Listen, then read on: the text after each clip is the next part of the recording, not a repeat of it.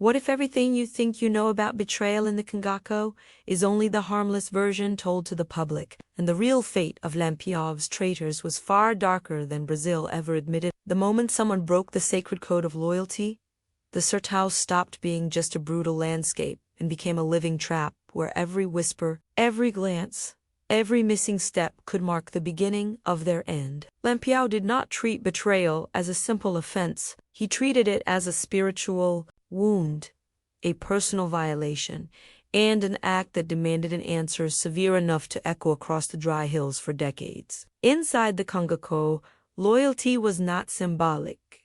It was survival. Meng, who joined? Lampião swore allegiance knowing that the same hands that protected them could also deliver the harshest punishment imaginable. Witnesses described an atmosphere of constant tension, a silent understanding that even a hint of disloyalty could ignite a storm. But what actually triggered Lampião's suspicion?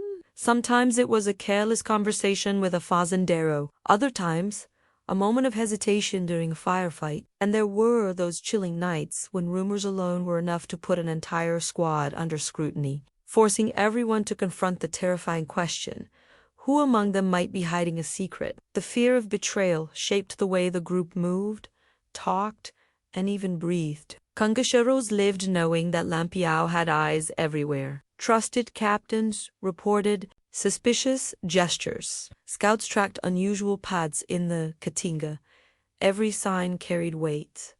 A wrong word, a missing cartridge, a delay returning from a mission. In a world where survival depended on absolute trust, even the smallest inconsistency became a dangerous thread that Lampião would pull until the truth snapped into view. And when it did, the traitor rarely saw forgiveness. Historical accounts, preserved quietly in personal diaries and rare testimonies, reveal that these punishments were not impulsive acts. Lampião crafted responses meant to terrify both the condemned and the survivors. He understood human psychology deeply. He knew that fear could hold a fractured group together more effectively than promises. The methods he used were chosen to send a message so powerful that even the wind in the Sertão seemed to carry it. Yet, many of these stories were softened or erased over the years, either to protect reputations or to avoid exposing the darkest side of the Cangaço to future generations. And here is where the truth becomes even more unsettling.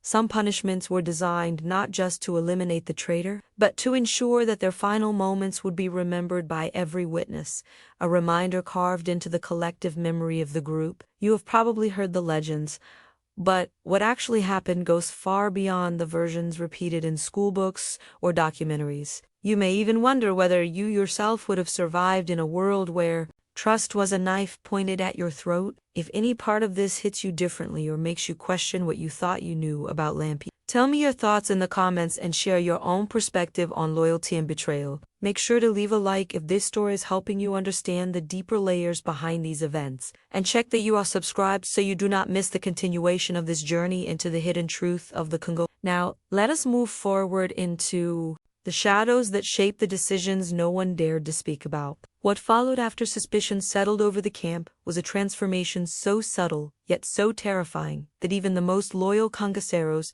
felt their heartbeat shift. The air thickened.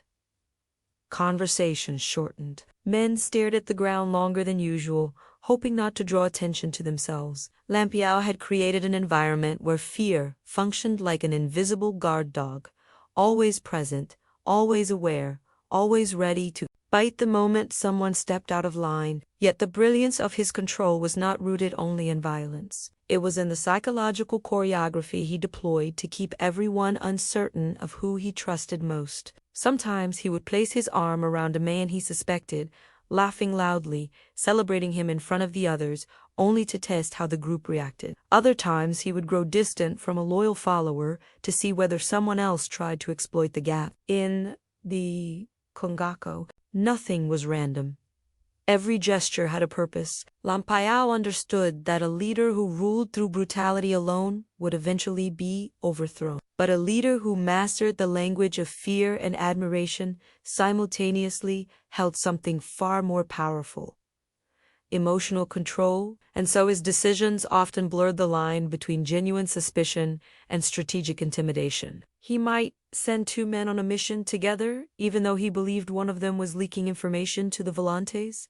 He knew the tension would reveal far more than a direct interrogation. One might return nervous, sweating, unable to hide the weight of knowledge he should not have possessed. Another might overperform loyalty, offering details or stories Lampião never asked for. In this dance of fear, people exposed themselves without realizing they were being watched. As the group traveled across the Caatinga, the landscape itself became part of this psychological game. The sertão was unforgiving, scattered with thorns, heat, silence, and the constant reminder that no one could survive long on their own. The environment amplified the emotional pressure.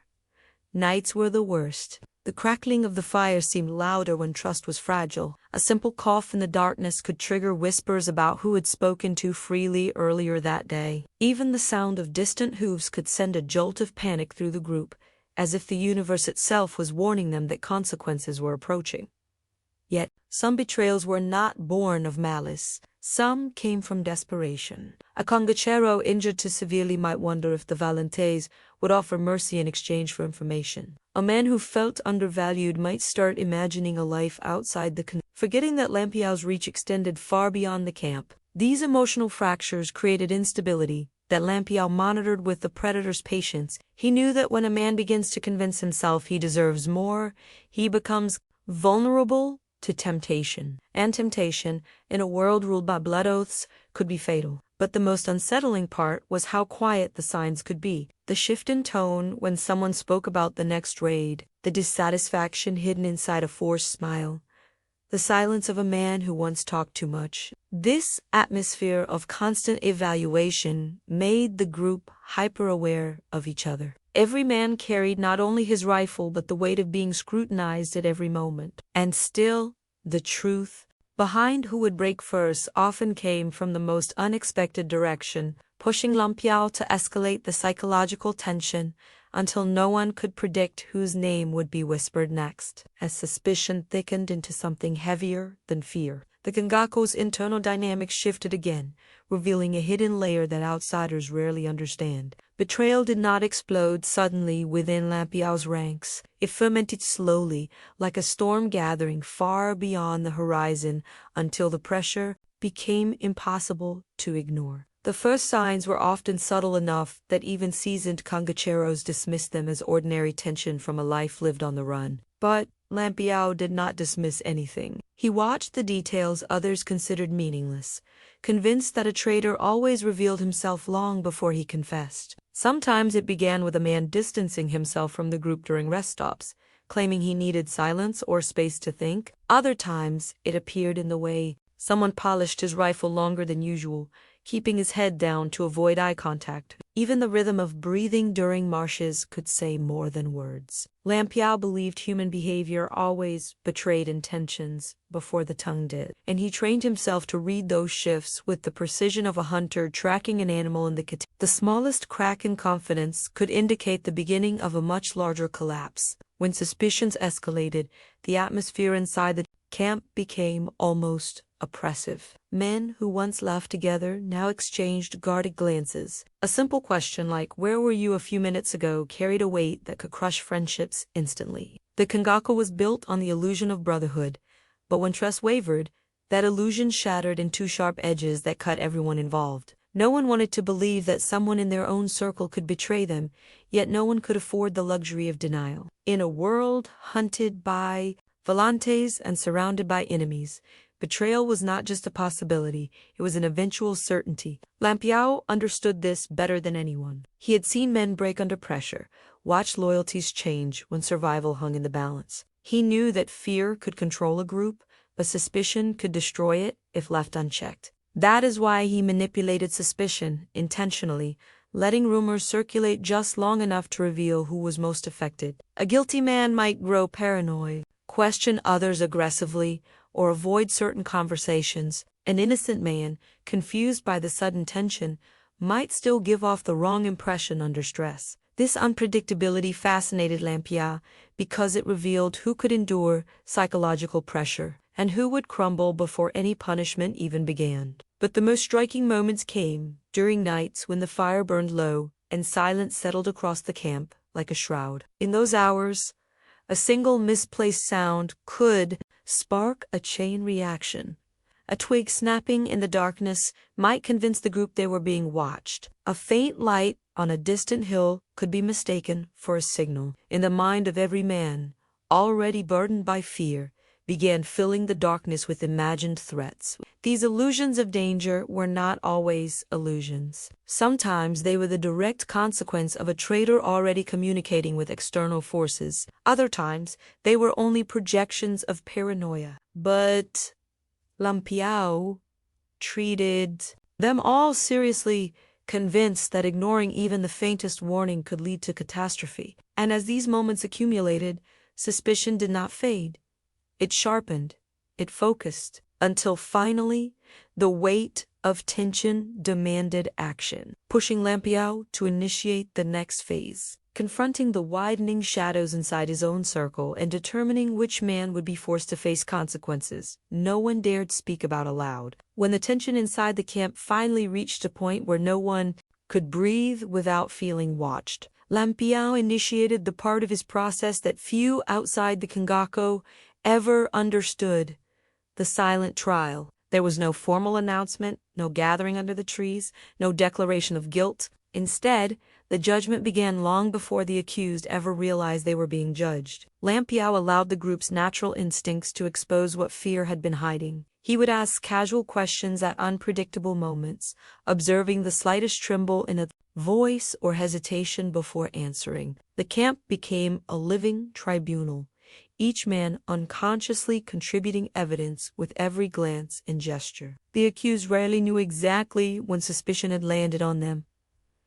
That was part of Lampião's strategy. A man who realized too early that his loyalty was in question might panic, flee, or attempt a desperate act that endangered everyone. But a man unaware of the full scope of suspicion revealed his truth slowly with each passing hour. Perhaps he avoided the fire where everyone gathered, or his hands trembled when tying his leather belt, or he listened too carefully when Lampião spoke of upcoming routes. Guilt made men hyper-aware.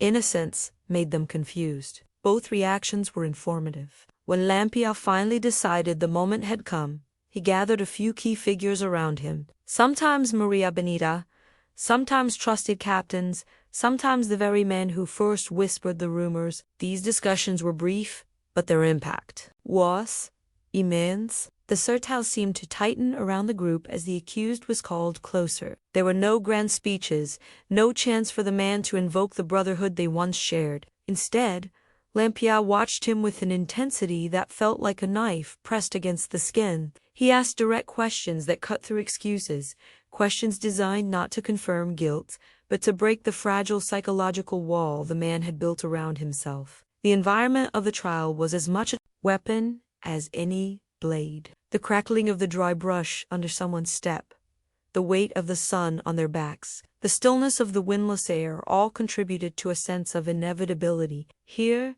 in the middle of a hostile landscape, surrounded by men whose lives depended on absolute trust, the accused felt the full weight of isolation. Even before any verdict was spoken, the truth was already visible in the eyes of those watching. One moment was enough to shift everything: a delayed answer, a contradictory detail, or a story too perfect to be honest. Sometimes the proof was not in what a man said, but in what his silence tried to hide. And once the final thread of doubt snapped, Lampião rarely hesitated. His order did not need to be loud. A single nod could seal a fate. The group obeyed without question, because hesitation in this moment meant doubting the integrity of their entire survival structure. Whether the accused pleaded or maintained calm dignity, the outcome hardly ever changed. The trial was not meant to offer redemption. It was meant to preserve the fragile code that held the Cangaço together in a world where betrayal could be fatal to all. If any part of this silent judgment or the psychology behind it strikes you or reveals something you had never considered about Lampião's world, share your thoughts in the comments using phrases like "I can see the fear in this moment" or "This judgment feels darker than I imagined." Your perspective adds depth to Understanding what came next. Once the verdict settled over the accused like a shadow from which no one could escape, the next stage of Lampião's response emerged with a precision that revealed just how carefully he had crafted his methods of punishment. Contrary to the simplified legends told decades later, Lampião did not always resort to the same technique. His punishments varied according to the nature of the betrayal, the emotional climate of the group, and the message he wanted to carve into the minds of every man watching. Above all, he believed that punishment had to echo. It had to linger. It had to transform fear into discipline. One of the most striking aspects of his approach was the silence that preceded the act. The camp would grow still, as if the Sertão itself were holding its breath. Men tightened their belts, adjusted their hats, or looked at the ground to avoid confronting the eyes of the condemned. But even with all this tension, no one dared look away.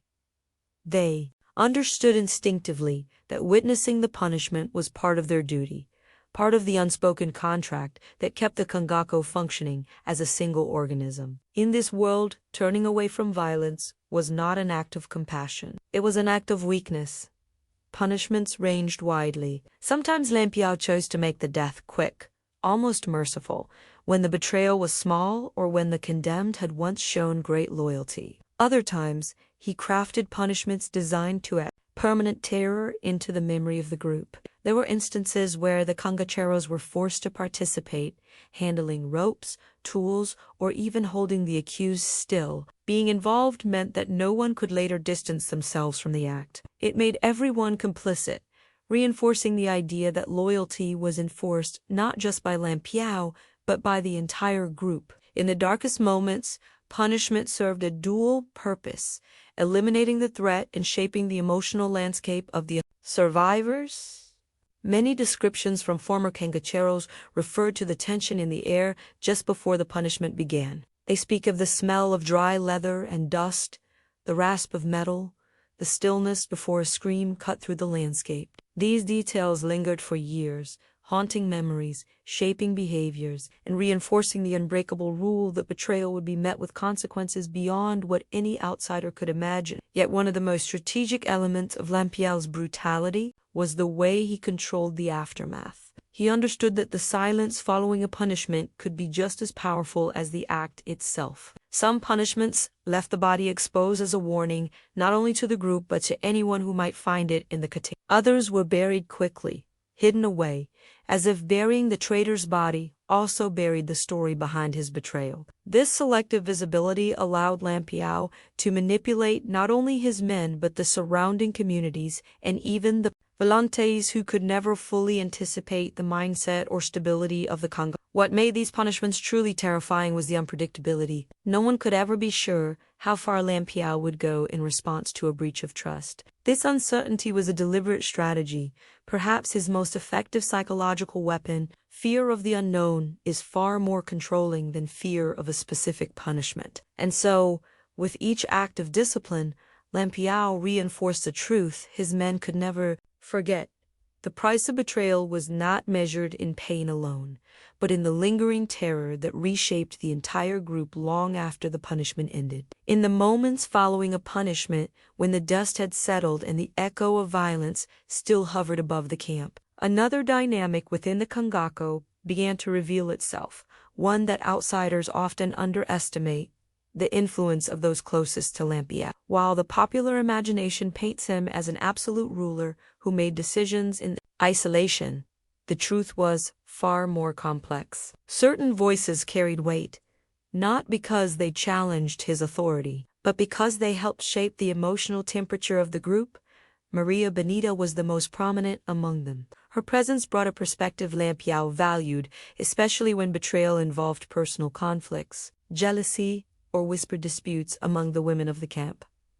Maria was no passive observer. She understood the psychological ecosystem of the Cangaço better than many men who rode beside Lampião for years. She noticed tensions during mealtimes, quiet arguments behind bushes, glances exchanged too quickly to be innocent. She understood the fragile balance between affection and suspicion, between loyalty and private resentment. And when a betrayal emerged, Her assessment could shift the tone of the punishment. If she believed that condemned had manipulated affection, threatened a companion, or destabilized the group through emotional deceit, she often insisted that the consequences be harsh. Her voice rarely contradicted Lampião's decisions, but it sharpened them, transforming suspicion into certainty and hesitation into action. Other captains, especially those who had fought alongside Lampião since the beginning, also shaped his decisions. Men like Corisco, who possessed an instinct for reading fear, often advised Lampião on whether a suspect was truly guilty or merely drowning under the weight of pressure. These internal counselors did not soften the brutality, they refined it. They ensured that each punishment served a purpose, not just as retribution but as reinforcement of the rule that no personal ambition, emotional entanglement, or internal rivalry could threaten the group's stability. In their hands, justice became a strategic tool rather than a simple reaction. The interplay between these voices created an environment where punishment became more than an isolated event. It became a ritual of reaffirmation. Every whisper, every exchanged look, every hesitant step toward the condemned added layers to a story the entire camp internalized. The leaders knew this. They used it. They understood that the psychological impact of betrayal extended far beyond the traitor. It infected the group, reshaping relationships, altering loyalties, and leaving invisible scars that could either strengthen unity or fracture it completely. After the punishment, the nights grew heavier. Campfires crackled with a strange intensity as men replayed the events in their minds, wondering whether anyone else had noticed their insecurities earlier that day. Maria Benita's quiet conversations with the women created subtle ripples that spread through the camp, revealing truths they had been too afraid to confront. The captain's discussions after dark carried a sense of gravity, as though they were preparing themselves for whatever shift might come next. It was in these moments when silence stretched like an unseen thread connecting fear and reflection that the psychological effects of leadership became unmistakable. Lampião observed all of this with deliberate attentiveness. He knew that maintaining control did not depend solely on punishing the guilty. It depended on managing the emotional aftermath,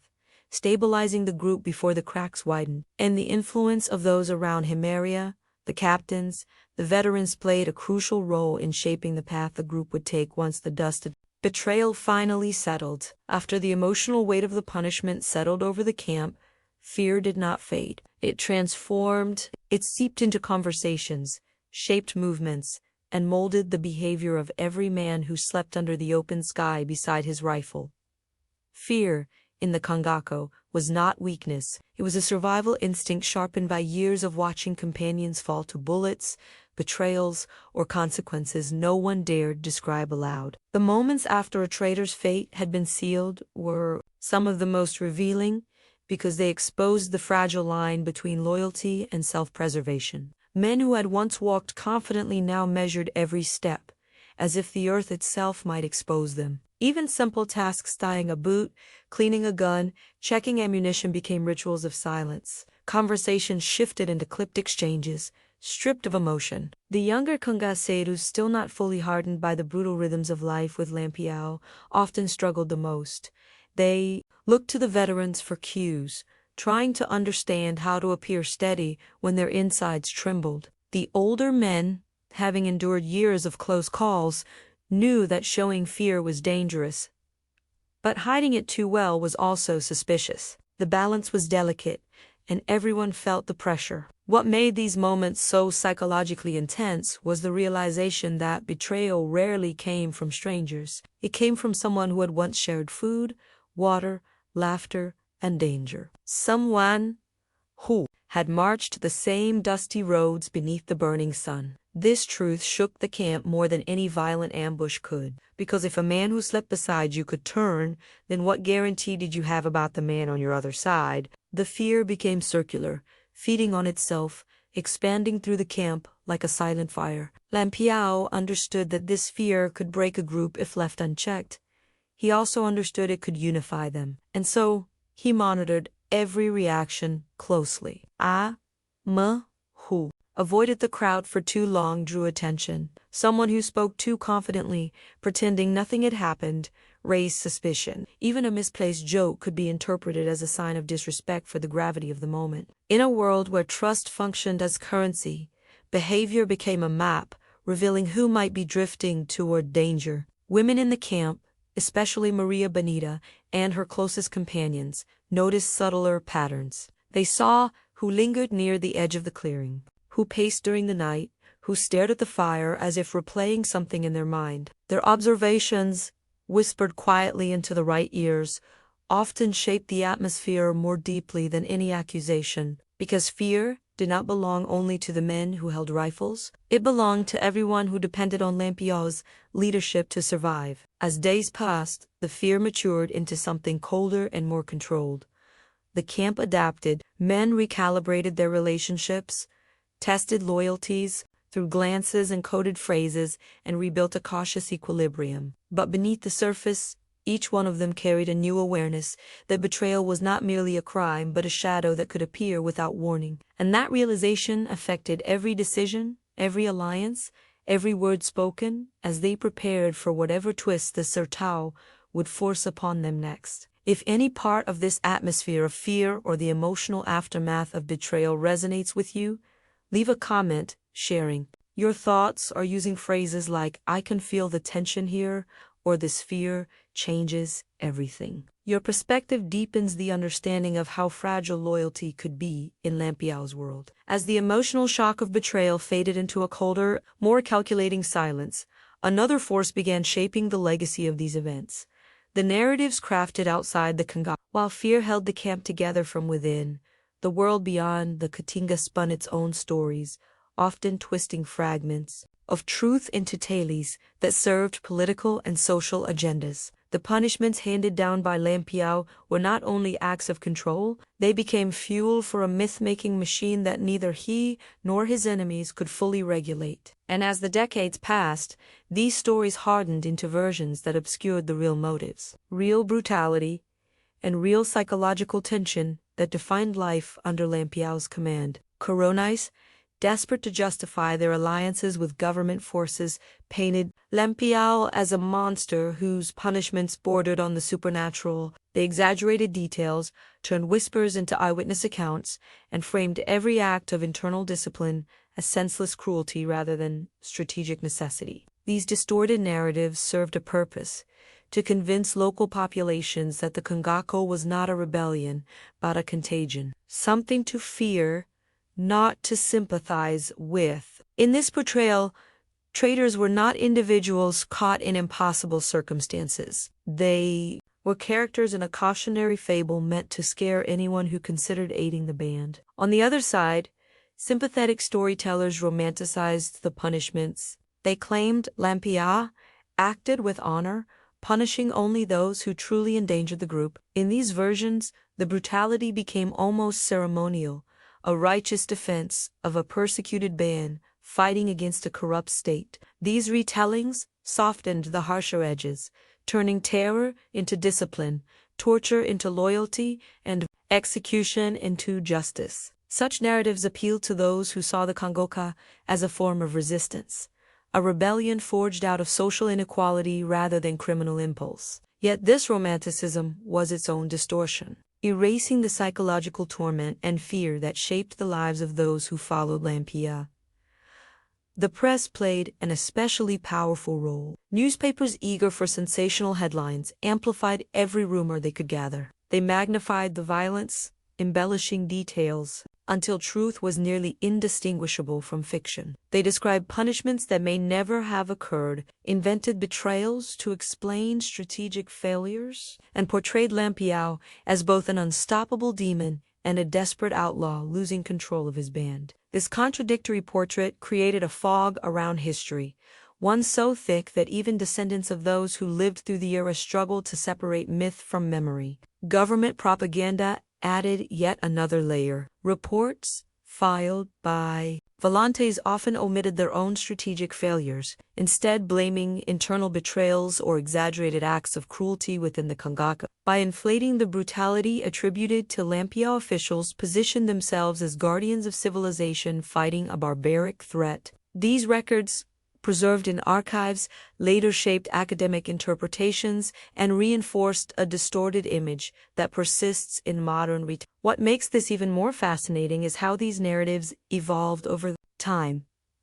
Each storyteller added or removed details to suit their purpose. A punishment that served as a psychological warning inside the Cangaço became inhithalines, either an act of savagery or a symbol of warrior justice. The truth, caught somewhere between these extremes, slipped into obscurity, and in that obscurity, new myths were born, reshaping the understanding of betrayal not as a human conflict, but as a dramatic symbol manipulated by those who needed heroes or villains to support their version of history. This cycle of distortion ensured that the real motivations behind Lampião's actions, the emotional turmoil of the condemned, and the psychological pressure imposed on the survivors remained hidden beneath layers of narrative smoke. And as these stories multiplied, the truth grew harder to recover, submerged by competing versions that blurred the line between historical record and collective imagination. As stories spread far beyond the Caatinga, something unexpected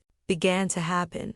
The truth surrounding certain betrayals fractured into multiple versions, each one pulling the historical record in a different direction. Traitors became phantoms drifting between fact and speculation. Some were named explicitly in old diaries, others existed only in whispers, mentioned briefly in testimonies taken decades later when memories had dulled and motives had shifted. The result was a patchwork of narratives that refused to align, leaving historians struggling to determine which details reflected reality and which were shaped by fear, guilt, or self. One of the clearest problems lies in the testimonies from former Cangaceros who survived long enough to tell their side of the story. Many of these men carried emotional scars, and their memories were influenced by the need to justify their actions or distance themselves from the brutality that occurred. A man who once participated in punishing a traitor might later diminish his involvement or alter the sequence of events to present himself as reluctant or morally conflicted. Another might exaggerate the treachery to defend Lampião's decision or highlight his own loyalty. And because their accounts were recorded at different times,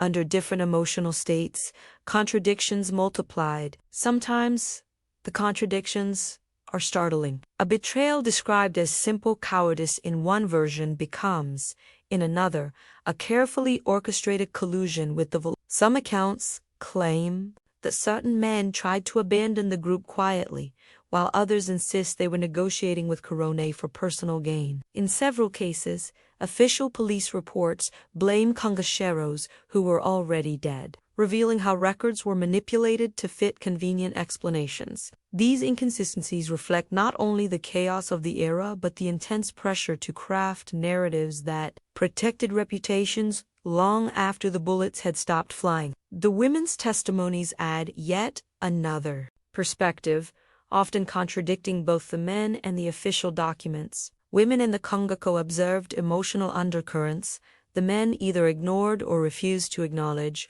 They noticed jealousy, rivalry, secret alliances, and quiet frustrations that built over time. Their accounts suggest that some betrayals were not political at all, but deeply personal: envy over affection, disputes over leadership, or resentment toward the authority certain figures held. These emotional motives rarely appear in official reports because such explanations undermine the image of a purely strategic and disciplined resistance that many prefer to portray. Then there are the cases surrounded by complete ambiguity. Individuals whose names appear in one source and vanish in another, men rumored to have betrayed Lampião, but who later reappeared alive under new identities, living quiet lives until old age. Some were accused only after their deaths, convenient scapegoats for failed operations. Others were never mentioned again after a single brief reference, as if their stories were deliberately erased. These disappearances raise questions about who controlled the narratives and why certain details were silenced. A particularly haunting aspect of this confusion is how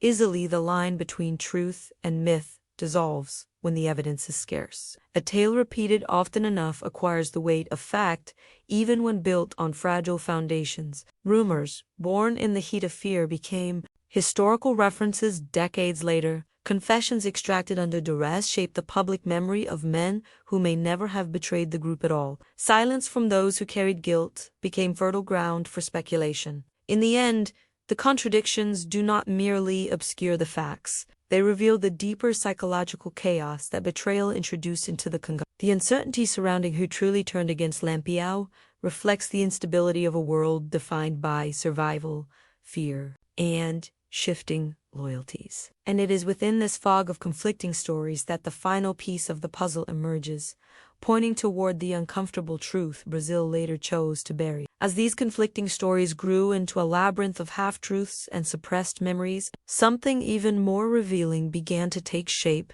the way Brazil gradually chose which parts of Lampião's world were worth remembering and which parts needed to disappear. Official records highlighted certain betrayals, exaggerating the brutality to justify the relentless pursuit of the Cangaço. Folklore polished other stories into heroic legends, smoothing rough edges until fear and trauma became distant echoes. And in this selective preservation, the darkest questions surrounding what Lampião truly did to those who betrayed him slipped quietly into the shadows. Protected by silence as much as by myth, the deeper one digs into this history, the stranger the contradictions become. Some documents that should clarify events instead bury them under political language. Reports that describe punishments in vivid detail omit crucial information, such as who witnessed them or how the verdict was reached. Testimonies from surviving Cangaceiros hint that certain betrayals were far more personal than officially acknowledged, involving emotional wounds rather than strategic betrayals, and even those closest to the truth seemed reluctant to speak openly. Several interviewees from mid-century research admitted that some acts were too disturbing to recount, while others hinted that exposing the full truth might damage families whose names still carried historical weight. Then there is the question of why certain stories were erased. Some argue the government needed a simplified villain to unite public opinion. Others believe Lampião's followers protected his legacy by concealing the most brutal punishments, fearing that complete honesty would cast him as a figure beyond redemption. And there is yet another possibility, one far more unsettling, that the men and women who lived through these events carried psychological wounds so deep that silence became a survival mechanism. By burying the darkest memories, they preserved what little stability they could salvage from a life defined by violence and mistrust. Yet the traces remain: scattered testimonies, inconsistent police reports, private letters that contradict public statements, rumors of executions carried out in places no one wanted to revisit. All these fragments point toward a truth that resists being neatly categorized. Lampião was neither the uncontested hero some portray, nor the uncontrolled monster others describe. He was the product of a world shaped by inequality, vengeance, survival, and a moral code forged under relentless pressure. And within that world, betrayal became an unforgivable fracture, a threat that demanded a response severe enough to secure the group's future, even if the methods used were later deemed too dark to preserve in the national memory. And perhaps that is why the final truth remains elusive. Understanding what really happened to the traitors does not rely on a single document or testimony. It requires navigating a maze of fear, loyalty, distorted perspectives, and political agendas. It requires accepting that some stories were deliberately manipulated while others were silenced entirely, and it demands confronting the discomfort of a history where justice, brutality, and survival were inseparable forces. If you stayed with this journey through the shadows and contradictions surrounding Lampião's world, feel free to share your thoughts using a phrase like, "I stayed with this story until the end." If this exploration added depth to your understanding, a like helps signal that this kind of research matters. And if you want to continue uncovering the hidden layers of Brazil's darkest histories, consider subscribing so you do not miss what comes next. There is another story waiting just beside this one, a piece that deepens everything we explored here. So click through and keep walking with me into the truth the past tried to bury.